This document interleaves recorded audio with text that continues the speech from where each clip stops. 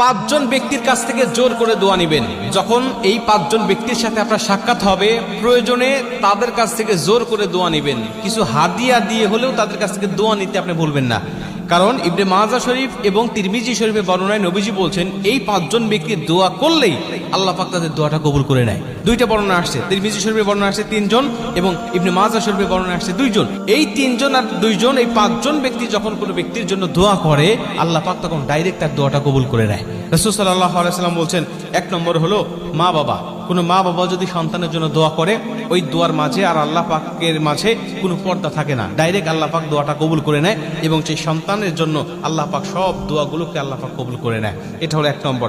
2 নম্বরে, যদি কোনো মাজলুম ব্যক্তিকে আপনি পেয়ে যান, যিনি মাজলুম, যিনি জুলুমের শিকার হয়েছে, ওই মাজলুমের কাছ থেকে আপনি দোয়া নেবেন। কারণ মাজলুমের দোয়া আর আল্লাহর মাঝেও কোনো পর্দা থাকে না।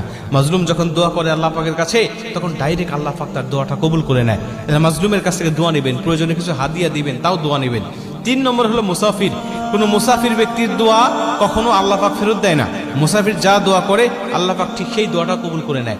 মুসাফির ব্যক্তি আল্লাহর কাছে এতই পছন্দনীয় ব্যক্তি যে আল্লাহ পাক তাদের জন্য 4 রাকাত বিশিষ্ট ফরজ নামাজগুলোকে 2 রাকাত করে দিয়েছে। তাদের যেন কষ্ট না হয়, তাদের যেন জুলুম না হয়, এজন্য আসরের নামাজ, ইশারের নামাজ, জোহরের নামাজ, এই নামাজগুলো 4 রাকাত পড়তে আল্লাহ বলেন নাই, বলছে তুমি 2 রাকাত করে পড়ো। আল্লাহ পাক তাদের উপরে ইহসান করেছেন, দয়া করেছেন। অতএব এই মুসাফির ব্যক্তি যখন আল্লাহর কাছে দোয়া করে, তখন আল্লাহ পাক তাদের দোয়াটা কবুল করে নেয়। এটা হলো 3 নম্বর।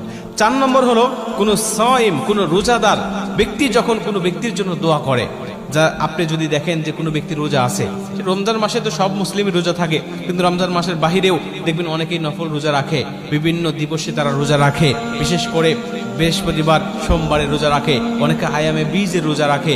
এই রোজাদার ব্যক্তিদের কাছে যাবেন এবং তাদের কাছ থেকে দোয়া নেবেন। নবীজি বলছে, কোনো রোজাদার ব্যক্তি যখন দোয়া করে, সেটা হোক নিজের জন্য, হোক অন্য ব্যক্তির জন্য, আল্লাহ পাক তখন তার দোয়াটা ফেরত দেয় না, দোয়াটা কবুল করে নেয়। এবং 5 নম্বর লাস্ট হলো কোনো ন্যায় পরায়ণ শাসক, যিনি ন্যায় ইনসাফ ভিত্তিক শাসন প্রতিষ্ঠা করতেছে। ন্যায় পরায়ণ শাসক যিনি সর্বসময় ন্যায় বিচার করেন, এই ন্যায় বিচারক শাসকের কাছেও তুমি দোয়া নিবে এবং সেই দোয়াটাও আল্লাহ পাক কবুল করবে। এখন ন্যায় বিচারক শাসক কে হতে পারে? সেটা হতে পারে কোনো চেয়ারম্যান, হতে পারে কোনো এমপি, মন্ত্রী, অথবা হতে পারে কোনো সমাজপতি, যিনি বিচার আচার করেন, যার কাছে মানুষ বিচার নিয়ে যায় এবং তিনি বিচারে কোনো দুর্নীতি করেন না, 7, 5, 6, 9 তিনি করেন না। তিনি সরাসরি যেটা সত্য, সত্যকে সত্য বলে, যেটা মিথ্যা, তিনি মিথ্যাকে মিথ্যা বলে।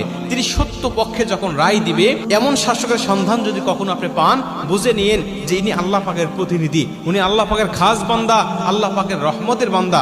অতএব তার কাছ থেকে আপনি দোয়া নিতে কখনো ভুলবেন না। এই 5